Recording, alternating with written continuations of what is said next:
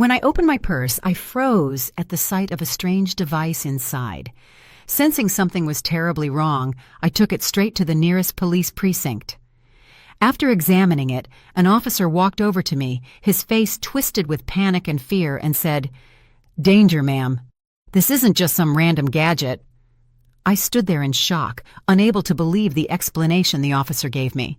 But before we start the story, please write in the comments what part of the world you are watching this from. Don't forget to like and subscribe so this channel can keep growing and bring you even more fascinating stories. The atmosphere in the bedroom was quiet and peaceful. The only sound was the soft hum of the central air conditioning wrapping around the night. The hands of the clock on the wall moved with a steady rhythm, marking exactly 3 in the morning.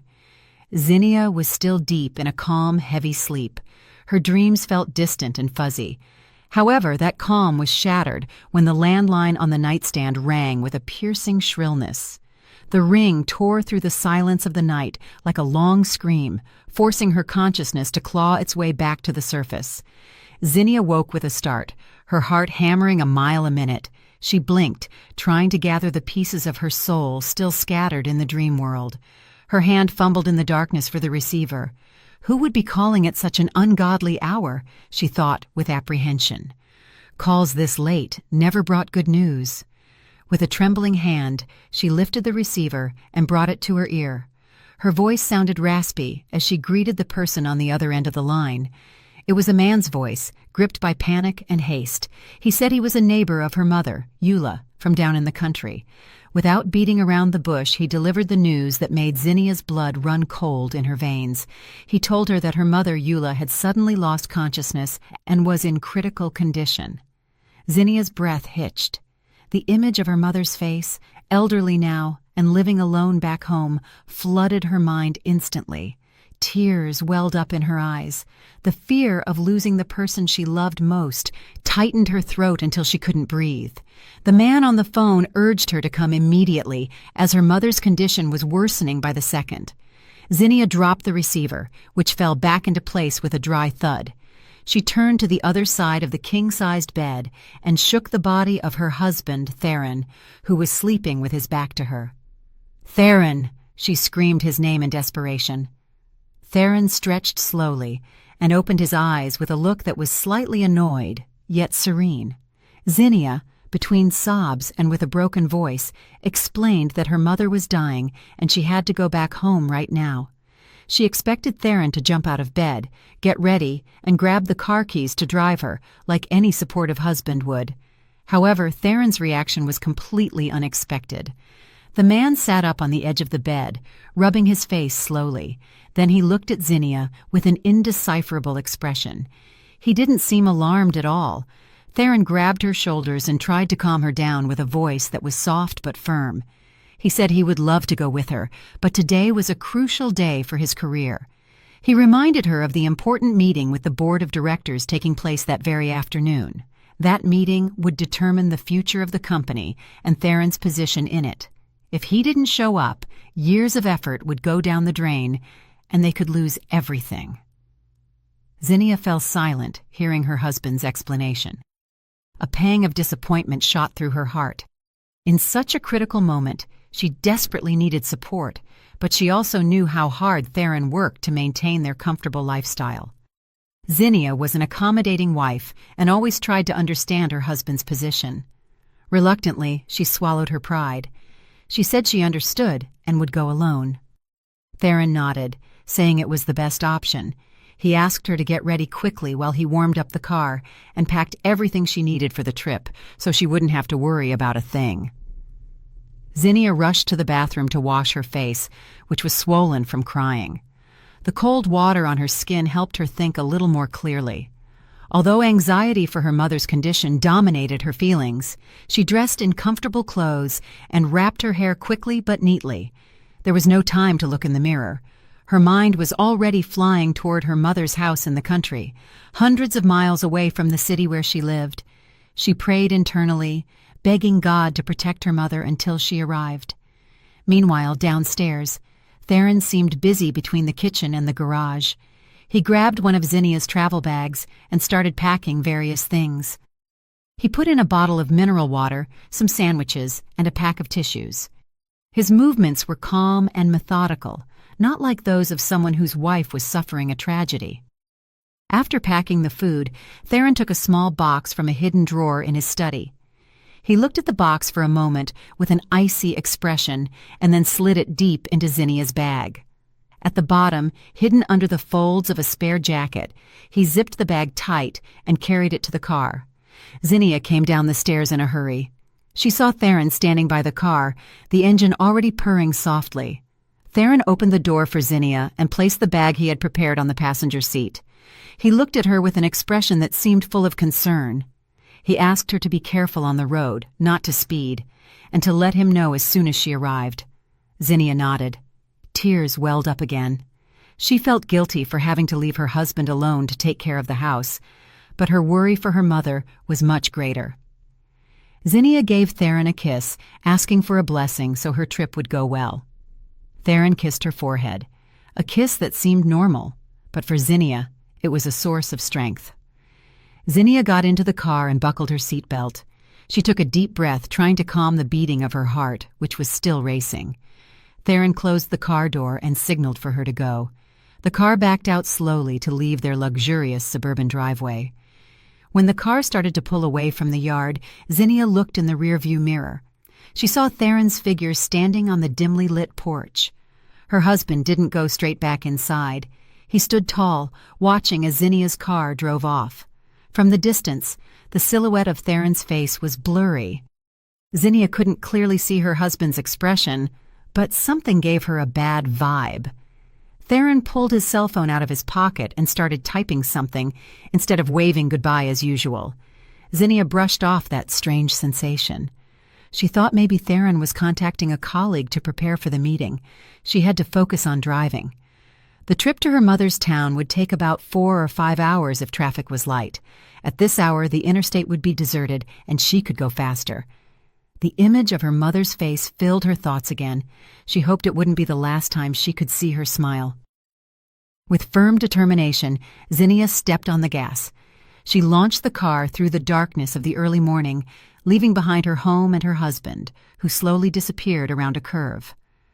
Unknown to Zinnia, on the porch of the house, now silent again, Theron cracked a slight smile after sending a text message. He didn't go back inside to sleep or prepare materials for the meeting. Instead, he walked calmly to the kitchen. He brewed himself a cup of coffee and sat on the living room sofa with an expression of deep satisfaction, as if a great weight had been lifted off his shoulders. The plan he had meticulously hatched was already in motion. For him, Zinnia's departure that night wasn't a simple trip to visit a sick relative, but the beginning of an end he had been waiting for a long time. The highway stretching out before Zinnia looked like an endless black tunnel. The yellowish lights of the street lamps passed one after another overhead, creating a hypnotic rhythm of light and shadow. Being the dead of night, traffic was very scarce. There were only 1 or 2 18-wheelers moving slowly in the right lane, hauling freight between cities. Otherwise, the road was just for Zinnia. The silence in the car cabin was only broken by the sound of tires humming on asphalt and the soft gospel music Zinnia had playing on the car's audio system at low volume. She needed that calm to keep her composure. Zinnia was driving at a considerable speed. The speedometer needle held steady above the average limit. She wanted to get there as soon as possible. Every second that passed was torture for her, imagining her mother fighting death alone.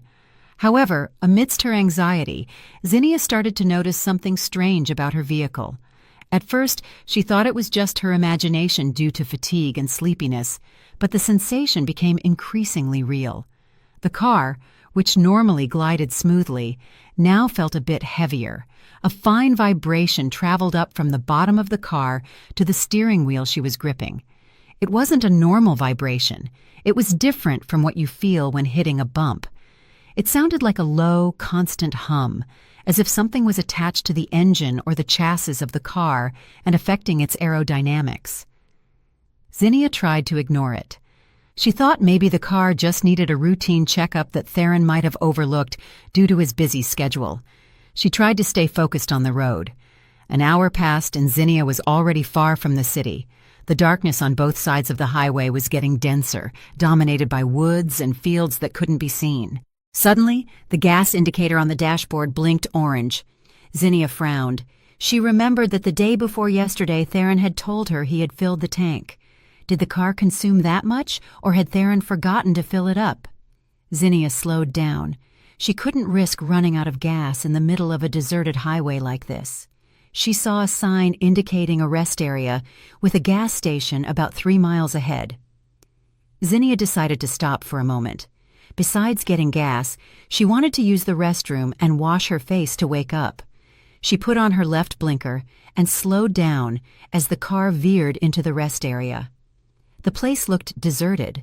There were only a few trucks parked with drivers sleeping inside and a sedan parked in a far corner. The neon lights of the gas station buzzed softly, surrounded by moths. The attendant looked drowsy, sitting on a bench near the pumps. After parking the car next to a pump and asking the attendant to fill it up, Zinnia leaned back in the seat. Her body felt sore. She grabbed the bag Theron had packed for her to get her wallet. As she reached into the bag, she felt a bunch of things packed quite tight. There was a water bottle, the sandwiches, and a jacket. Zinnia dug deeper to find her wallet, which she usually kept in an inner pocket of the bag, but instead of the soft leather of her wallet, her fingertips touched a cold, hard, metallic surface. Zinnia frowned. She didn't remember having anything like that in her purse. With curiosity, she moved the jacket covering the bottom of the bag aside. Hidden there was a black metal box about the size of a small brick. The object looked strange to her. It had no brand, no inscriptions, just a sturdy black box with some thin wires visible at the joints. What made Zinnia's heart suddenly race was a small indicator light on one side of the box, blinking with a faint red light. Slowly, Zinnia took the box out of the bag. It was quite heavy. She turned it over under the dome light of the car. "This ain't no power bank," she thought. Its shape was too rough to be a common electronic accessory. It wasn't an internet modem either. A feeling of unease began to creep up the back of her neck. Why had Theron put this in her bag? Was it one of Theron's work tools that had slipped in by mistake? But why was it in her travel bag? And why was that light blinking as if the device was active? Zinnia looked for a button to turn it off. She was afraid the object would drain the battery or damage other things in her bag. She found a small switch on the side. Without thinking twice, Zinnia pressed it. However, instead of turning off, the indicator light, which was previously blinking slowly in red, suddenly changed to yellow and began to blink at a faster rhythm. A soft, rhythmic beep was heard. Beep, beep. The sound was like a countdown on a digital clock.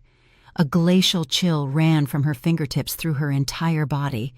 Her instinct was screaming that something was wrong, very wrong. She remembered the action movies she had watched with Theron about trackers or even something more dangerous. But this was the real world, and she was just an ordinary housewife.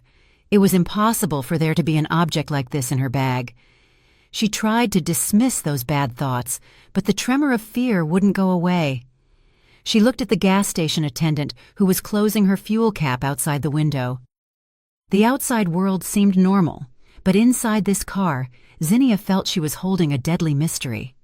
Zinnia placed the object back on the passenger seat very carefully, as if it were made of thin, fragile glass. She grabbed her wallet with a hand shaking violently, paid the attendant for the gas without saying much, and quickly rolled up the window. She didn't go to the bathroom anymore.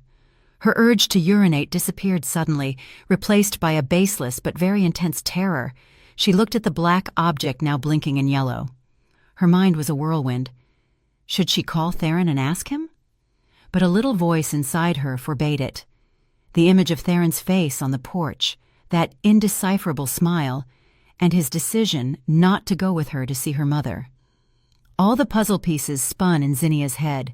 If Theron had put this object in, and it looked dangerous, then calling Theron might not be a good idea. Zinnia took a deep breath, trying to control herself. She couldn't panic. She had to find out what this object really was. Zinnia started the engine, but she didn't head back toward the highway entrance. Her instinct told her that continuing the trip with that strange object was suicide. She remembered that about 3 miles before the highway entrance, she had seen a sign indicating the nearest sheriff's precinct. Maybe that was the safest place for now. She would ask the police for help to examine the object. If it turned out to be just a harmless work tool of Theron's, she would apologize and continue her trip. But if it was something else, Zinnia didn't dare to keep thinking. With hands soaked in cold sweat, Zinnia turned the steering wheel, taking the car out of the rest area via a back exit, moving away from the highway toward a dark, lonely back road. The object on the seat next to her kept emitting its beep, beep, beep, like a travel companion carrying a message of death.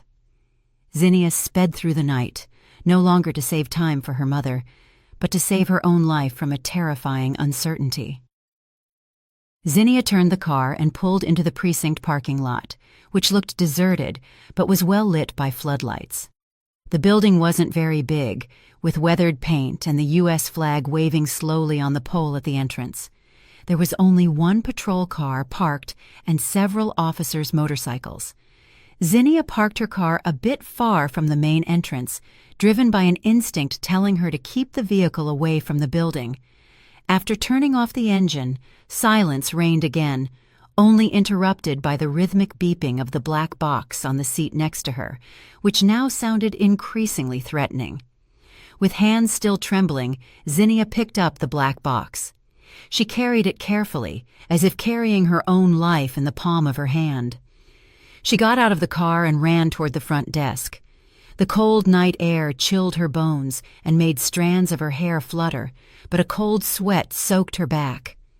Inside the station, a young officer dozing in a chair behind the reception counter straightened up immediately upon seeing a woman arrive with a pale face and shallow breathing at such a lonely hour.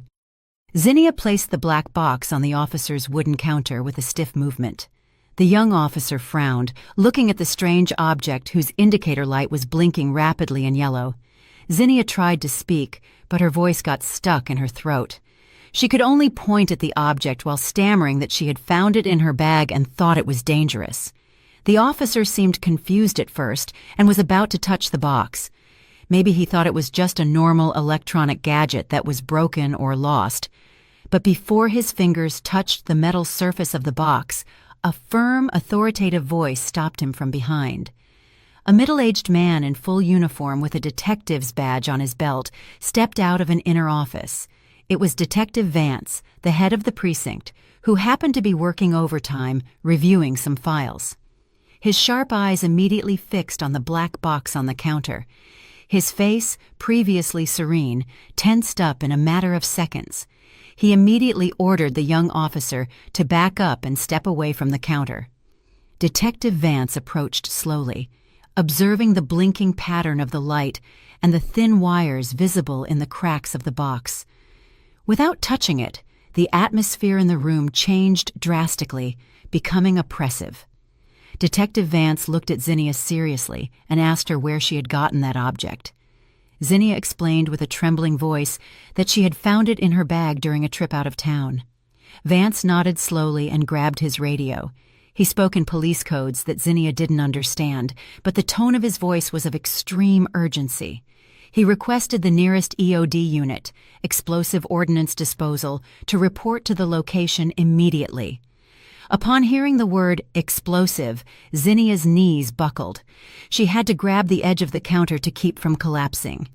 Detective Vance led Zinnia to a long bench away from the reception counter, but still within a secure zone. He asked all officers present to clear the entrance area and lock the station doors temporarily. He explained to Zinnia, in a tone trying to be as calm as possible so she wouldn't panic, that the object she had brought wasn't the bomb itself, but a very sophisticated detonator or remote trigger. These types of devices were usually assembled by professionals, not amateurs. The veteran cop continued his explanation, which made Zinnia's blood freeze. He pointed to the blinking indicator light. According to his observations, the device was equipped with a speed sensor and an accelerometer. Its mechanism was designed to fully activate if the object moved at high speed consistently, like in a car on the interstate. The yellow light indicated that the device was in standby mode, waiting for the main detonator to trigger. If Zinnia had kept driving over 75 miles per hour for a few more minutes without stopping, the device would have sent the activation signal. Zinnia covered her mouth with her hand, stifling a gasp. She imagined herself alone on the dark highway. If she hadn't stopped for gas, or if she hadn't felt the curiosity to open her purse, she might have kept driving at full speed to get there in time to see her mother. Detective Vance's explanation made her realize she had just escaped death by a very narrow margin. The bad feeling she had had the whole way was actually a real warning from God, who was still protecting her. Shortly after, the atmosphere in the precinct became even more hectic. A black tactical van from the bomb squad arrived at the scene with sirens off to avoid drawing neighbors' attention. Several officers in full protective suits and thick helmets got out, carrying special equipment. They quickly secured the black box inside a blast containment vessel. Detective Vance spoke seriously with the head of the bomb squad team, pointing at Zinnia's car parked in the lot. Zinnia watched them argue with tense faces. Every now and then, they looked at her with an expression of concern. Detective Vance walked back over to Zinnia, who was still sitting, paralyzed and pale-faced. He crouched down in front of her so their eyes were on the same level, trying to convey a sense of safety. He asked her gently, "Who else had access to your bag and your car before you left?" With tears starting to fall again, Zinnia pronounced the name of Theron, her husband. She told him how Theron had packed the bag, put in the food, and warmed up the car. She also told him the reason Theron hadn't gone with her: an important meeting. Hearing the story, Detective Vance's jaw tightened. It seemed he could already fit the pieces of the evil puzzle together. However, he needed stronger physical evidence to confirm it. And that evidence, he was sure, was in Zinnia's car. The bomb squad team began approaching Zinnia's car with great caution. They used inspection mirrors with long handles to look under the car and metal and chemical detectors. Zinnia watched the process from behind the station window, accompanied by a female officer who gave her a cup of hot water. Zinnia's heart beat wildly, as if it wanted to burst out of her chest.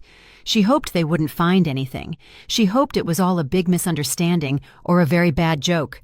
But that hope vanished when one of the bomb squad officers signaled his partner with his hand and pointed to a spot under the driver's seat. A small flicker of panic was seen among the bomb disposal team, but they quickly controlled it with great professionalism. They brought out a small robot on tracks to retrieve the suspicious object without direct human contact. Minutes passed that felt like hours of torture. Finally, the officers managed to detach a package that was firmly stuck to the car chassis. The package was moved away and secured in an open area that had been prepared with sandbags. Detective Vance came back into the room where Zinnia was waiting. His face looked much grimmer than before. He sat next to Zinnia and sighed deeply before speaking. With a grave voice, he communicated a fact that shattered Zinnia's soul. The bomb squad team had found 4 pounds of C4 plastic explosive. The explosive was placed very professionally and precisely right under Zinnia's seat. The bomb was connected to a wireless receiver system whose frequency matched the detonator that was in Zinnia's bag. Zinnia felt her world collapse. She could no longer hold back the crying. Her body shook violently. The image of her body blown to pieces on the highway spun in her head. She couldn't believe the car she usually used to take kids to Sunday school or go grocery shopping had been turned into a rolling coffin by someone's hand. And that person was most likely her own husband, the man she had loved and respected for years. The pain of that betrayal was much more painful than the fear of death itself. Detective Vance let Zinnia cry for a moment to let it out. Then he asked again to verify something important. He asked about the reason Zinnia had left that night. Zinnia told him about the call informing her that her mother was seriously ill. Detective Vance, with his sharp detective instinct, immediately felt something didn't add up. He asked Zinnia to try calling her mother, Eula, right then using the station phone to confirm her real condition. Zinnia hesitated at first because it was still early morning, but she obeyed with trembling hands. She dialed her mother's home phone number down in the country. The ringtone sounded several times. Zinnia's heart beat hard, fearing no one would answer or she would receive more bad news. However, after the fourth ring, a hello was heard with the raspy voice typical of someone who just woke up. It was her mother's voice. She sounded healthy, calm, and a little confused. Zinnia broke down crying upon hearing her mother. Eula was surprised to hear her daughter crying and asked what was wrong. Zinnia asked, "Mama, are you sick?" Eula chuckled, saying she was perfectly healthy, that she had just gotten up for her morning devotionals and nothing was wrong. The phone fell from Zinnia's hands, dangling by the cord. She looked at Detective Vance with a vacant stare. Her mother was fine. The call that morning was a lie. The panicked voice of the neighbor was fake. It was all a setup to make Zinnia panic, forcing her to drive alone in the middle of the night, emotionally distraught and at full speed on the interstate, so the bomb would explode. Theron had planned it all with extreme detail and cruelty. He wanted Zinnia to die in an accident that looked tragic but plausible, so no one would suspect a thing. Detective Vance then took Zinnia to his office. He showed her his computer screen. The police cybercrimes unit, acting quickly, had already managed to obtain initial data on Theron's background. The screen showed terrifying financial data. Theron was drowning in hundreds of thousands of dollars of debt from an investment scam he had secretly participated in. All his business assets were mortgaged, and the most painful thing was a life insurance policy in Zinnia's name with fantastic coverage that had just been approved and activated 3 days ago. The main clause was full payout if the insured died in a traffic accident. Zinnia looked at the screen with glassy eyes. All the puzzle pieces now fit together to form a monstrous image. Theron's kindness lately, the packed bag, the warmed-up car, and the excuse of the important meeting. It was all part of a murder-for-money plan. Her husband didn't just want to kill her. He wanted to trade her life for cash to cover his own greed and failure. Zinnia felt nauseous. Her sincere love had been repaid with deadly poison. Amidst her shattered heart, Detective Vance stared at Zinnia. He said they couldn't let Theron get away with it. The law had to be applied, and Zinnia had to get justice. But to arrest Theron with irrefutable evidence, they needed Zinnia's cooperation. Detective Vance asked her if she was willing to do something risky, but something that would catch Theron in his own game. Zinnia wiped her tears brusquely. Her face, previously full of fear, slowly turned cold and hard. Her gaze, once soft, sharpened, reflecting strong determination. She looked at Detective Vance and nodded firmly. She was no longer a weak victim. She was ready to fight. The atmosphere in Detective Vance's office became even more oppressive, as if the oxygen in the room was slowly running out, replaced by a dense cloud called bitter reality. Zinnia sat stiffly in a chair across from the veteran cop's desk. Her hands clenched each other on her lap until her knuckles turned white. The tears had dried on her cheeks, leaving a sticky trail that made her skin feel tight. However, her eyes now reflected a different look. If before they were full of the fear and confusion of a terrified wife, now they were beginning to fill with a chilling void, a void created when trust is pulverized. Detective Vance placed an electronic tablet on the table, sliding it slowly toward Zinnia with a hesitant gesture. The middle-aged man seemed reluctant, as if he knew what he was going to show her was the final nail in Zinnia's coffin. He explained that the cybercrimes unit hadn't just found the debt and insurance data, they had also intercepted Theron's digital communications in the last few hours. The police needed to monitor Theron's activity to see if there were other accomplices involved in the murder plan, and from that interception, another fact no less repugnant had emerged. Zinnia looked down, steeling herself to look at the bright screen of the tablet. There, a screenshot of a text conversation between Theron's number and a contact named VIP Client was displayed. However, the content of the conversation had nothing to do with business. The language used was very intimate, full of pet names and heart emojis that churned Zinnia's stomach. The real name of the contact owner, according to police tracking, was Soraya. Zinnia knew that name. Soraya was one of Theron's co-workers, a career woman whose intelligence Theron often praised in front of Zinnia, a woman who had been to their house several times for work matters, and whom Zinnia had welcomed kindly, even cooking for her on occasion.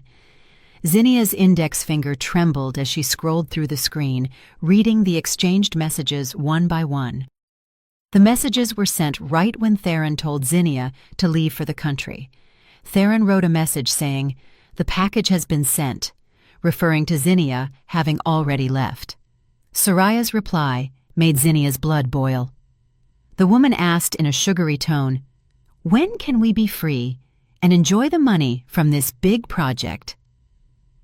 Theron responded with the sweet promise that after the news of the tragedy broke the next morning, they would immediately book tickets for a vacation in Europe next month to celebrate their financial freedom and new status. It turned out the important board of directors meeting, which was the reason Theron couldn't go with Zinnia, was a complete lie. The conversation revealed that this afternoon, Theron and Soraya planned to have a romantic lunch at an exclusive downtown restaurant to celebrate the initial success of their plan. Theron wanted to build an alibi that he was busy working while his wife suffered a tragic accident out of town. The betrayal felt doubly painful for Zinnia. Theron didn't just want to kill her for money to pay his debts, but he also wanted to get rid of her for another woman. Zinnia felt she had been living in a theater where she was the only one who didn't know the script. Zinnia put the tablet back on the table slowly, as if the object had just burned her fingertips. She closed her eyes, taking a deep breath, a breath that hurt her lungs. The image of Theron's face, smiling sweetly while giving her grocery money, or telling her she looked beautiful, now transformed into the face of a terrifying monster. All the beautiful memories of their years of marriage seemed to be erased, replaced by deep disgust. She felt stupid. How naive she had been to fully trust that man, serving him and praying for him in every prayer, while he planned her death so coldly next to another woman. Detective Vance watched the change in Zinnia's expression carefully. As a cop who had been dealing with criminal cases for decades, he knew this moment was a turning point for a victim. It was the moment sadness turned into anger, and anger, if channeled correctly, was the most powerful weapon. Vance said in a low but firm voice that Zinnia had two options. The first option was that the police could arrest Theron immediately with evidence of attempted murder.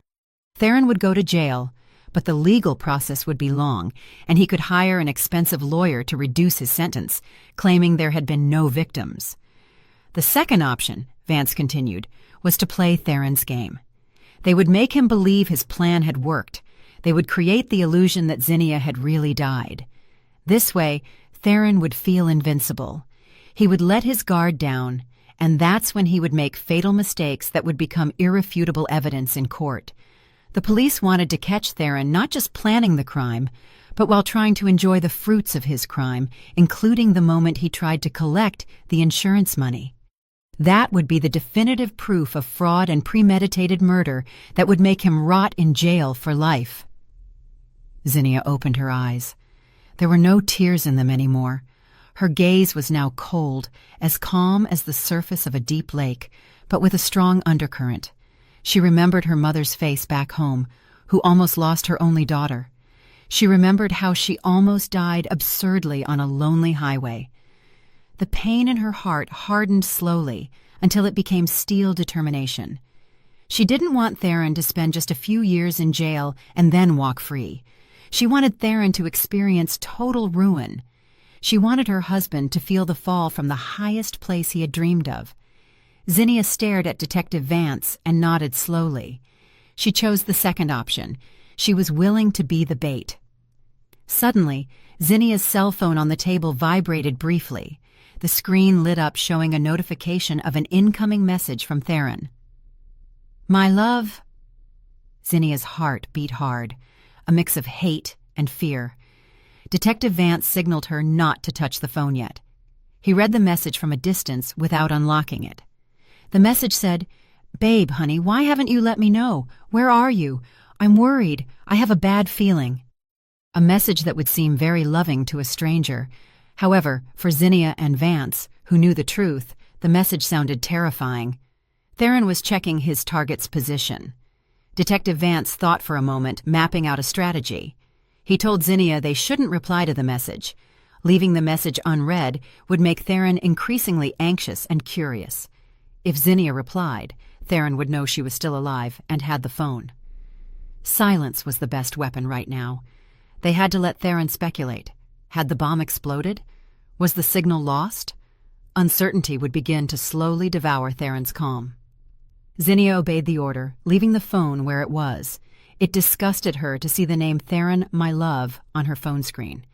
She wanted to vomit all her rage, curse Theron over the phone, but she held back with all her might. She realized that from this moment on, the old Zinnia, the submissive and sweet wife, had to die so the new Zinnia could survive. She had to be a better actress than her husband. She had to be strong, not for herself, but for justice and for her mother, who knew nothing back in the country. Detective Vance then called several of his officers. He began distributing tasks quickly and efficiently. One team would be in charge of taking Zinnia to a safe house, a secure location no one could track. Another team, composed of forensics and the bomb squad, would be in charge of taking Zinnia's car to a special scrapyard to blow it up in a controlled manner. They had to create a fake but convincing crime scene. The car had to be destroyed, as if it had exploded from an accident on the highway. The wreckage would become the proof of Zinnia's fake death. Zinnia listened to the plan attentively. She asked quietly if she could watch her car explode. Detective Vance hesitated at first, fearing it might cause her trauma, but seeing Zinnia's determined look, he finally agreed. Maybe for Zinnia, seeing the destroyed car would be a symbolic act of liberation, the symbol of the destruction of her fake marriage. Detective Vance ordered his officers to prepare a bulletproof vest for Zinnia as standard safety procedure. Then they prepared to move. The night marched on, but for Zinnia, it wasn't time to sleep. It was the beginning of a silent war, a war against the person who slept next to her every night. Leaving Detective Vance's office toward the police car that would take her, Zinnia looked at the night sky, dark and starless. She promised herself that Theron would pay dearly for every tear shed that night, and that she herself would make sure the tab was settled in full. A motorcade of police vehicles moved forward, breaking the silence of the night toward a desolate, barren area on the outskirts of the city. A patrol car led the way without sirens. Only its rotating lights broke the darkness. In the middle, a special tow truck transported Zinnia's car, which still contained the bomb. And behind, Zinnia sat in a tactical vehicle next to Detective Vance and two armed officers. They were heading to an old, abandoned limestone quarry, a place the bomb squad team used for detonation practice or to destroy explosives found from old wars. It was far from any inhabited area, surrounded by high limestone cliffs that would muffle the sound and vibration of the explosion. During the ride, Zinnia remained silent, staring at the back of the seat in front of her. Her mind wandered. She remembered that car, a white sedan Theron had bought her 3 years ago as a wedding anniversary gift. Zinnia remembered how happy she felt at that moment. She remembered how Theron handed her the car keys with a big red bow, hugging her and whispering that he wanted her to be safe and comfortable when she traveled. How ironic. The car he gave her for safety reasons had now become the instrument to end her life. That gift was actually a Trojan horse harboring death. Every sweet memory of that car now tasted like painful poison. Upon arriving at the old quarry, the atmosphere was bleak and cold. The night wind blew hard, kicking up chalk dust. The officers quickly set up portable floodlights that illuminated the wide, flat central area of the quarry. Zinnia's car was lowered from the tow truck with extreme care and placed in the center of the cleared zone. The bomb squad team went back to work in their full protective suits. They weren't going to defuse the bomb, but detonate it remotely, but with a configuration that would make the explosion look like an accident from a collision and gas tank fire, not a terrorist attack. This was important, so the traffic accident scenario would be accepted by the public and the insurance company. Zinnia stood behind a safety line about 200 yards from the car, protected by a concrete observation wall. Detective Vance was by her side holding binoculars. Before the detonation, an officer asked Zinnia for permission to take some personal items out of the car that might need to be saved or, conversely, left as evidence. Zinnia handed over her purse, but asked the officer to leave one of her shoes and a scarf she usually kept in the car. Those objects would be found later, charred or damaged, to reinforce identification that the victim was indeed inside the car at the time of the event. The preparation process was long and tense. The officers placed several crash test dummies in the driver's seat to simulate the weight of a human body. They also sprayed some extra fuel around the car to ensure a dramatic fire effect after the explosion. The main goal was to char the vehicle until it was hard to recognize, to erase any trace of Theron's homemade bomb mechanism. Once everything was ready, all personnel retreated to the safe zone. The atmosphere became silent. Only the sound of the wind and the crackle of police radios could be heard. The bomb squad commander began the countdown over the loudspeaker. 5, 4, 3... Zinnia held her breath. Her hands gripped the railing in front of her. Her eyes didn't leave the small white car sitting alone in the middle of the barren field. The car looked so fragile and wretched under the blinding light of the floodlights. 2, 1... Detonation. A deafening explosion shattered the silence of the night. A gigantic fireball of reddish-orange rose toward the sky, illuminating the limestone cliff walls with a terrifying light. The ground Zinnia stood on vibrated violently. The shockwave of the explosion hit her face like a slap of hot air. Even though she was at a safe distance, the roar was so loud her ears rang. The white car disappeared instantly, engulfed by flames. It was thrown slightly into the air before falling back down as a mass of burning, twisted metal. Zinnia watched the roaring fire with eyes wide open, unblinking. The heat of the flames seemed to consume the last vestiges of her doubts. Seeing the chassis of her car begin to melt and blacken, Zinnia felt a part of her die there too. The naive Zinnia, the Zinnia who always yielded, the Zinnia blind to her husband's evil. All had been consumed by the fire along with the car. From the ashes of destruction, a new figure would emerge who wouldn't stop until justice was served. A tear rolled down her cheek, not of sadness, but of a strange relief. She was safe, she was still alive, and Theron didn't know. After the firefighters on standby began to control the fire, Detective Vance gave the signal to the police public relations team. According to the plan, they would soon release limited information to traffic radio networks and some trusted local crime reporters. The news would be broadcast as a solo accident at mile marker X. A car caught fire violently. The driver is presumed dead on the scene. This information was designed to reach Theron's ears through news channels or social media, not through a direct call from the police, so Theron's panic would seem natural. Just as the officers were spraying water on the smoking remains of the car, Zinnia's cell phone rang in Detective Vance's pocket. The detective looked at the screen. "Your husband is calling," he said dryly. It was a normal phone call, not a WhatsApp message. Theron might be starting to panic because his text hadn't been answered and his feeling was getting worse, or maybe he was trying to act like a worried husband. Vance showed Zinnia the flashing screen of the phone. The name Theron, my love, appeared there with a profile picture of both of them smiling happily, a photo from the past that now looked like a sham. Zinnia shook her head, indicating not to answer. Vance let the phone ring once, twice, 3 times. The ring sounded shrill amidst the post-explosion silence. On the 4th ring, Detective Vance pressed the reject button and immediately turned off the phone and took out the SIM card. That action would have a dramatic effect on the other end. For Theron, a phone that rejects the call and then goes dead could be interpreted as a loss of signal or a phone destroyed by a fatal event. Zinnia's digital sign of life had been cut. From that moment on, for the outside world, Zinnia no longer existed. She was a ghost. Detective Vance put the powered-off phone in an evidence bag, looked at Zinnia and said, "Now we wait for his reaction. We'll take you to a safe house. You won't be able to contact anyone there, not even your mother back home, until we give the signal. It'll be hard, ma'am, but it's the only way." Zinnia nodded obediently. She looked one last time at the remains of her car, which were now just a skeleton of black, smoking metal. The smell of burnt rubber and metal permeated the air. She turned around and walked toward the police car without looking back. Her steps were firm and determined. That night she learned that the closest person can be the deadliest enemy, and to fight him, she had to become something her enemy would never expect, a woman who was no longer afraid because she had already died once.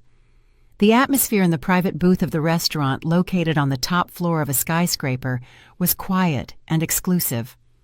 The aroma of expensive food, prepared by a renowned chef, mixed with the scent of fresh lilies adorning every table in one of the most strategic corners next to a large window, offering views of the city bustle from the heights. Theron was sitting across from Soraya. On their table was a fancy dessert and 2 glasses of imported fruit juice, whose colors sparkled under the crystal lamplight. To a distant observer, they looked like a pair of successful business partners, enjoying a relaxed lunch, or perhaps a well-matched couple. But the calm on Theron's face was just a thin mask he wore with difficulty. Behind the polite smile he gave the waiter pouring him mineral water, his heart was racing. Since that morning, he hadn't stopped looking at his cell phone, which he had placed face down on the table.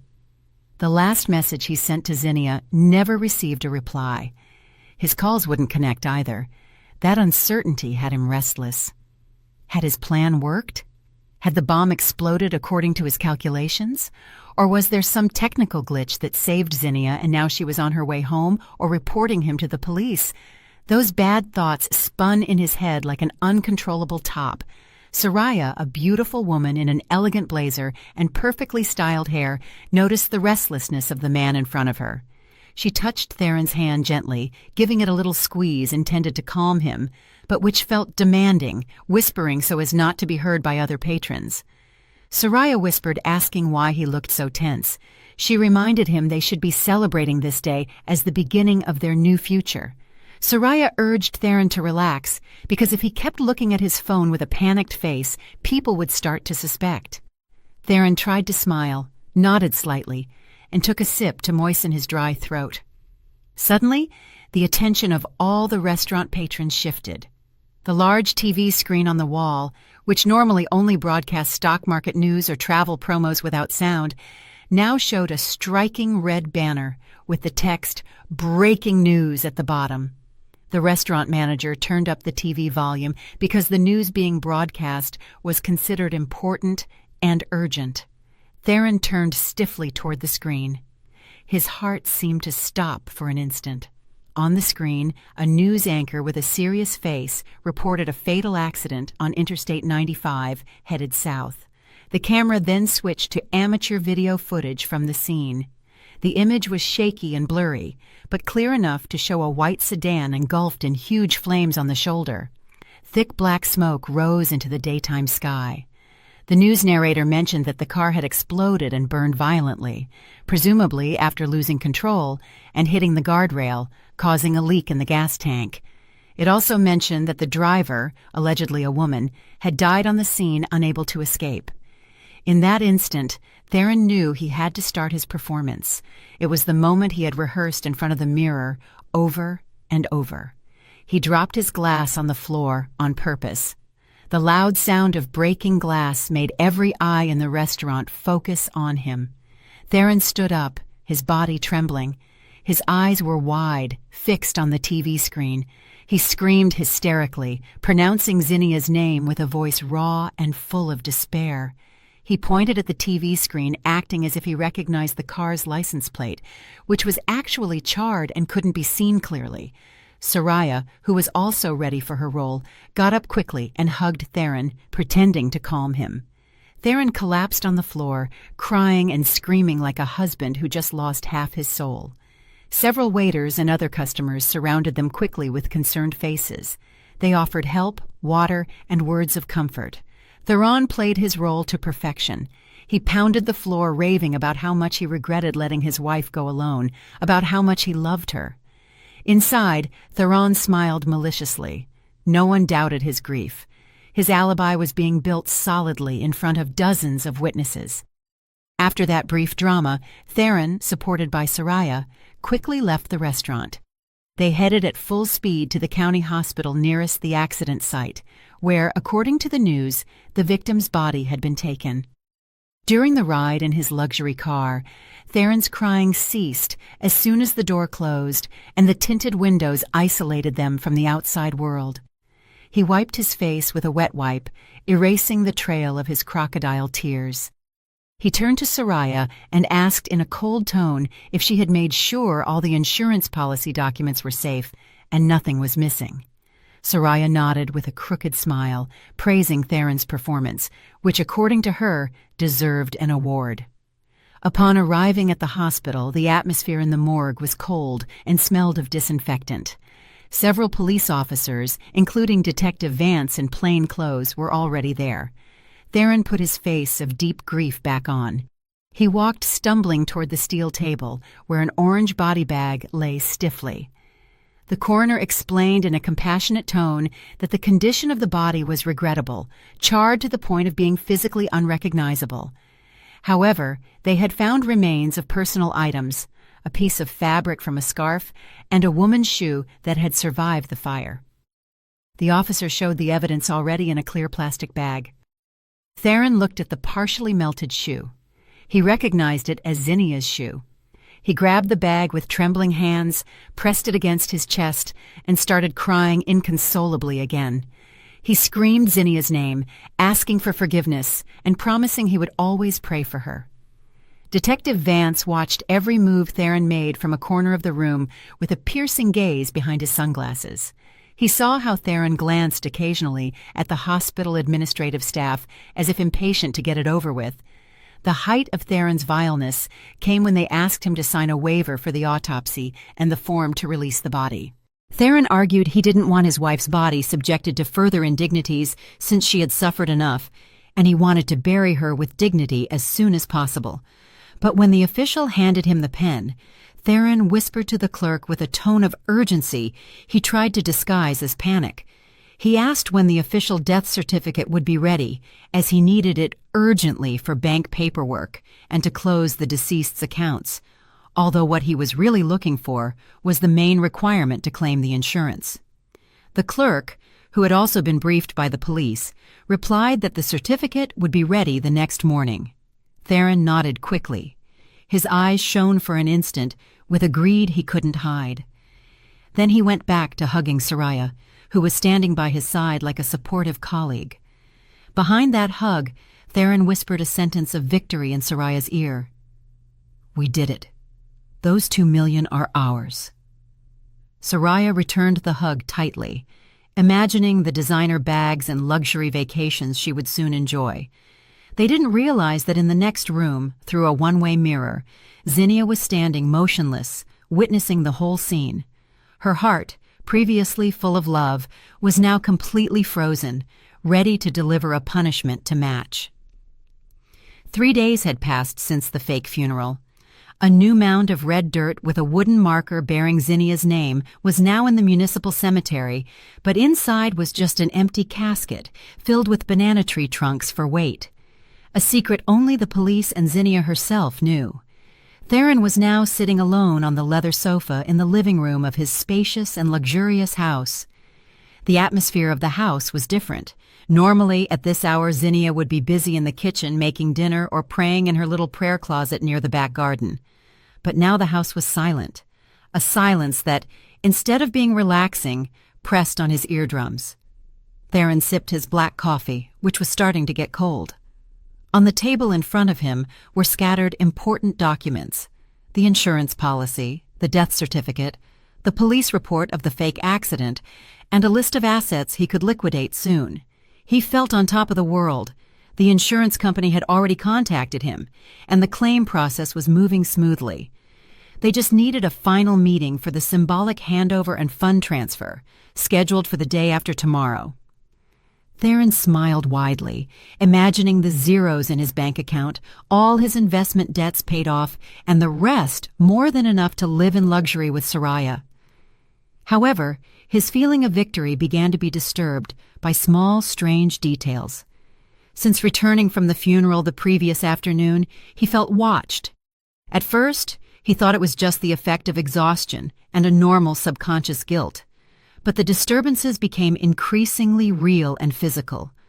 That afternoon, when he entered the master bedroom he shared with Zinnia, he perceived a very specific scent. It was the scent of cocoa butter and gardenias, the perfume Zinnia always used after showering. The smell was so strong and fresh, it seemed Zinnia had just walked past him seconds ago. Theron froze in the doorway. The hair on his arms stood up. He scanned the room with a blank stare. Windows shut tight, AC running normally.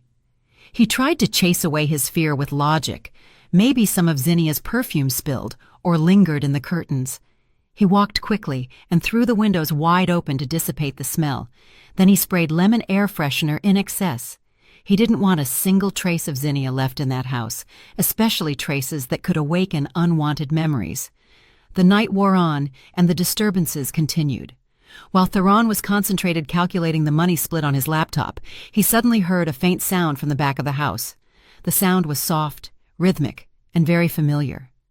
It was the sound of the gospel music Zinnia used to play on a small Bluetooth speaker while cooking or cleaning. Theron froze. His heart raced. He knew perfectly well he had turned off that speaker and put it in the storage room because he didn't like hearing it. With hesitant steps and a slight tremble, Theron walked toward the source of the sound. As he got closer to the back den, the sound became clearer. Sure enough, on the dining table, the small white speaker was on, playing those melodies at moderate volume. Theron looked at the object with horror. Who had turned it on? He was alone in the house. He had given the housekeeper the week off with the excuse that he wanted to be alone to grieve. With a mix of rage and fear, Theron grabbed the speaker and smashed it against the floor, shattering it. The music stopped instantly, replaced by Theron's ragged breathing in the room, silent again. "Who's there? Who's playing with me?" Theron shouted. His voice echoed off the empty walls. He ran to check the back door and windows. Everything was locked from the inside. No signs of forced entry. Cold sweat began to run down his temples. He went back to the living room, trying to calm down by turning on the TV at full volume. Maybe there was a short circuit in the speaker, and it turned on by itself, he thought, trying to be rational. Yeah, surely it was a cheap, defective electronic device. Tired of the tension, Theron decided to turn in early. He went up to the second floor, entered his room, and went straight to his plush king-size bed. He wanted to close his eyes and wake up the next morning with the sun shining, hoping all these strange sensations would be gone. Theron pulled his expensive silk blanket and rested his head on the pillow. However, his head hit something hard under the pillowcase. He didn't feel the softness of goose feathers, but a solid, painful object. Theron groaned in annoyance, sat up, and felt under the pillow. His hand touched a cold metal box. When he pulled the object out and saw it under the dim light of the bedside lamp, his eyes almost popped out of his sockets. His face turned pale as paper. It was the detonator, the black bomb trigger with the indicator light he knew so well, the device that should have been destroyed in the explosion along with Zinnia's car on the interstate. The device he himself had assembled and hidden in the bag. Why was it here? How was it possible? If the detonator was here, what had exploded in the car? Theron turned the box over with trembling hands. On the bottom of the box was a bright yellow sticky note. On it, a message written in handwriting he knew very well. Zinnia's fine, neat handwriting. "Honey, you forgot to turn this off. What a waste of battery." Theron threw the box to the other end of the room as if he had just touched an ember from hell. He backed up until his back hit the wardrobe. He was gasping as if suffocating. This couldn't be a ghost. Ghosts can't move physical objects. Ghosts don't write messages on sticky notes. This was the work of a human being. Someone was playing with him. Someone knew his secret, and there was only one other person besides him who knew the details of the bomb plan and the detonator. Soraya. Theron's thoughts went immediately to his mistress. Soraya knew everything. Soraya was the most ambitious about the money. Surely it was Soraya who took the detonator before Zinnia left without Theron knowing. Maybe to blackmail him later, or maybe Soraya had conspired with someone to scare him into handing over all the insurance money. Suspicion and paranoia instantly torched Theron's sanity. With hands still shaking, Theron grabbed his cell phone and dialed Soraya's number. As soon as she answered, Theron didn't give her a chance to speak. He insulted her directly with a contained voice, but full of anger. "You think this is funny, Soraya? What did you put under my pillow? You want to play games with me, huh?" On the other end, Soraya sounded confused and just woken up. "What are you talking about, Theron? I'm in my apartment sleeping. You must be dreaming." "Don't lie," Theron bellowed. "The detonator is in my room right now with a note written by Zinnia. Only you knew about that device. You want to blackmail me, right? You want to keep all the money?" Soraya started getting angry at being accused without reason. "Are you crazy, Theron? How was I going to go to your house? I don't have the keys. And why would I keep evidence of our crime? You must be hallucinating from stress. Take a pill." Soraya hung up unilaterally. Theron threw the phone on the bed. He pulled his hair in frustration. If it wasn't Soraya, then who? Could Zinnia still be alive? Impossible. The news had confirmed it. The police had confirmed it. He had even seen the remains of Zinnia's burnt shoe. The body was charred. Then who? Theron looked around his luxurious room, which now looked like a prison. The shadows in the corners seemed to move threateningly. For the first time in his life, Theron felt very small and helpless against an invisible enemy. He didn't know that every corner of his house was now equipped with micro-surveillance cameras installed by Detective Vance's team. And in a safe house, far from there, Zinnia watched a monitor, observing her husband's fear with a cold, merciless gaze. That morning, the sun shone brightly in the sky, as if it didn't care about the darkness enveloping Theron's heart. The man stood in front of the large mirror in his bedroom, adjusting the dark blue silk tie he was wearing. He disguised the dark circles under his eyes with a little powder. The remnants of the previous night's terror he tried to bury deep under an expensive Italian suit wrapping his body. Today was the big day, the day to collect the insurance claim worth $2 million. Theron convinced himself that the events of the previous night, the music, the perfume, and the detonator under the pillow, were just the work of some prankster, or maybe a side effect of excessive stress.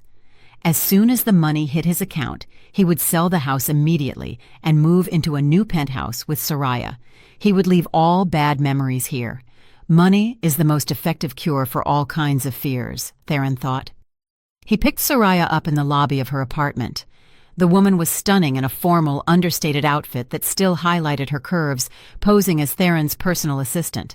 They didn't talk much in the car. There was palpable tension in the air, a hangover from the phone argument the night before.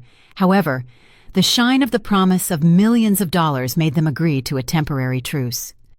Soraya grabbed Theron's arm as they entered the skyscraper where the insurance company headquarters was located.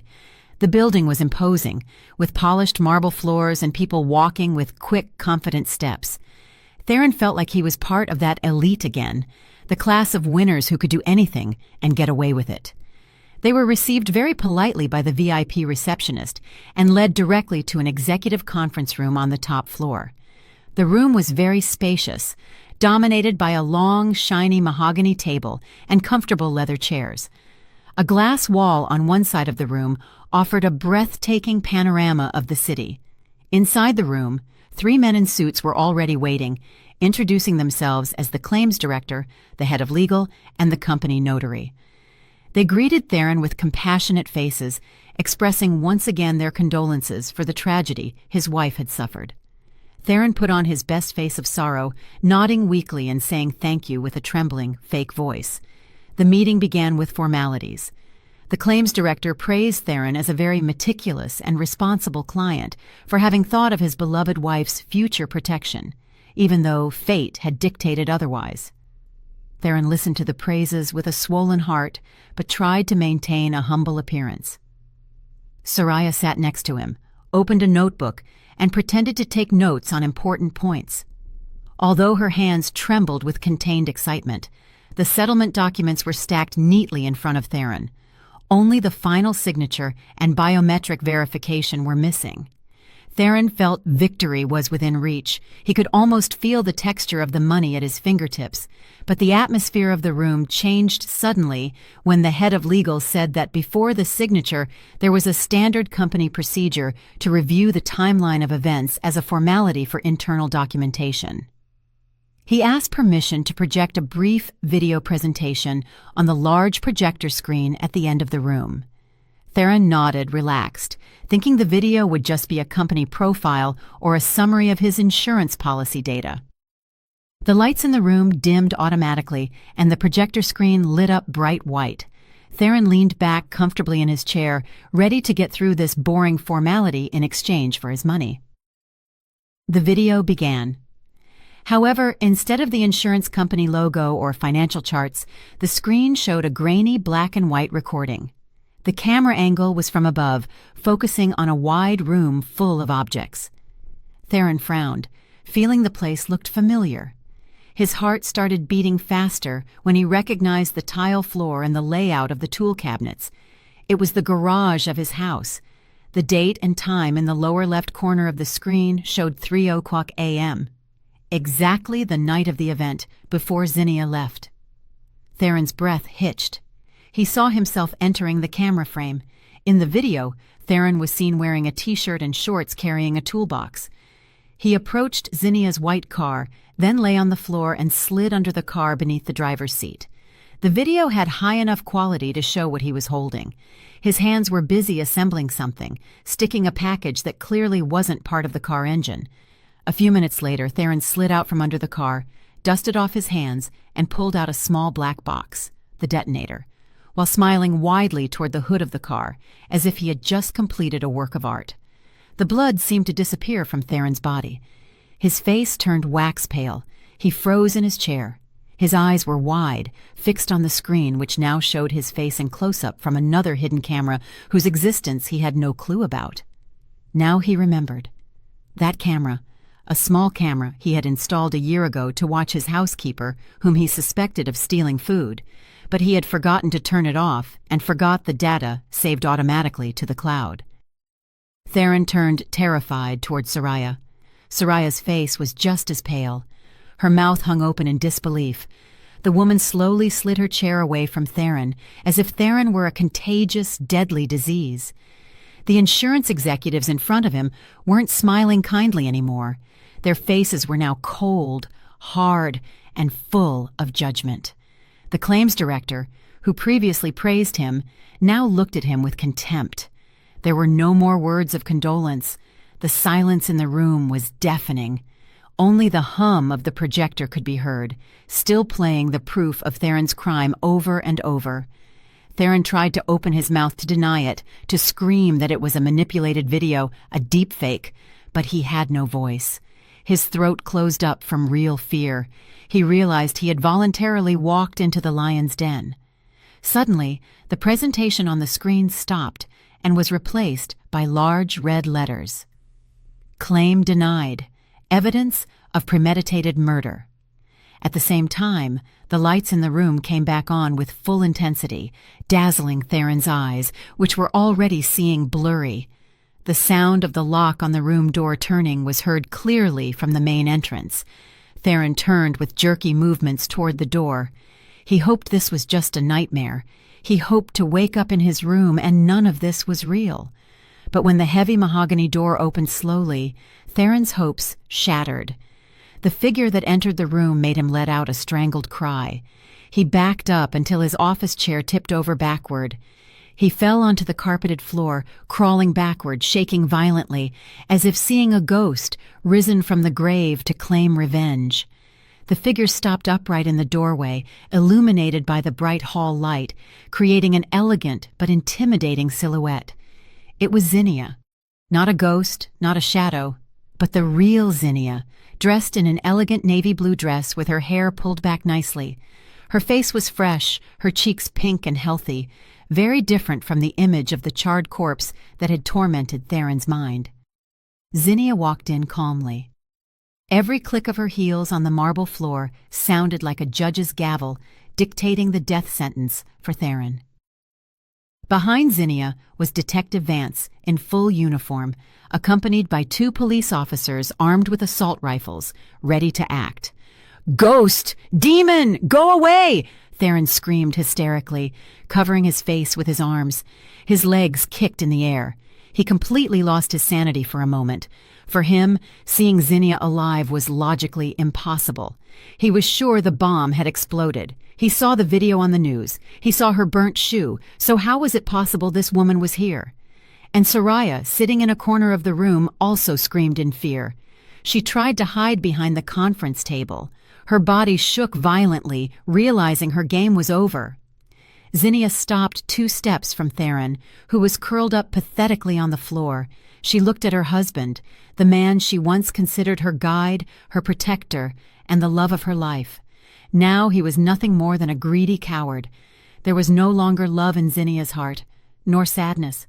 The only thing left was pity, seeing how low a human being can fall for money. With a calm voice but sharp as a dagger, Zinnia said, "I ain't no ghost, Theron. I'm alive. Your mother-in-law down in the country is healthy, and I'm healthy too. The one who's sick is you, gravely sick, eaten up by greed." Hearing Zinnia's real voice, Theron lowered his arms slowly. He looked at her with red, watery eyes. His brain tried to process reality. You're alive," he whispered with a raspy voice. "But the car, the explosion." Detective Vance stepped forward, standing next to Zinnia, and explained everything in a firm, authoritative tone. "It was all a setup by us, Mr. Theron. We performed the explosion in a controlled manner to set a trap for you. We wanted to see how far you'd go faking your grief before trying to collect this dirty money. And turns out, you didn't even wait for the dirt on your wife's grave to dry." The veteran cop proceeded to read him his rights. He declared Theron under arrest for multiple charges: attempted murder with premeditation, insurance fraud, and falsification of public documents. Soraya, hearing the word jail, panicked, came out of her hiding spot and pointed at Theron. "It was all his idea, officer. He forced me. He threatened me. Theron was the one who built the bomb. I didn't know anything. I swear, I'm a victim," Soraya screamed, trying to save herself by sacrificing her lover, exactly like snakes eating each other. Theron looked at Soraya in disbelief. Betrayal answered with betrayal. "You snake! You were the one who pressured me because you needed money for your lifestyle. You gave me the insurance idea." Theron got up to attack Soraya, but 2 police officers tackled him quickly. They slammed Theron's body against the conference table, twisted his arms behind his back, and slapped cold metal handcuffs on him. Click. The sound of the handcuffs closing was the most beautiful sound Zinnia had ever heard. Soraya wasn't spared either. She screamed as a female officer put handcuffs on her and dragged her out of the room. Theron, now helpless with his face pressed against the table, turned to look at Zinnia one last time. His look was pleading, trying to manipulate Zinnia once more. "Zinnia, baby, forgive me. It was a moment of madness. Please, tell the police it was a misunderstanding. We can start over, my love. I love you." Zinnia leaned in, bringing her face close to Theron's ear. She smiled slightly, a smile full of satisfaction and liberation. "Save your love for the jail walls, Theron.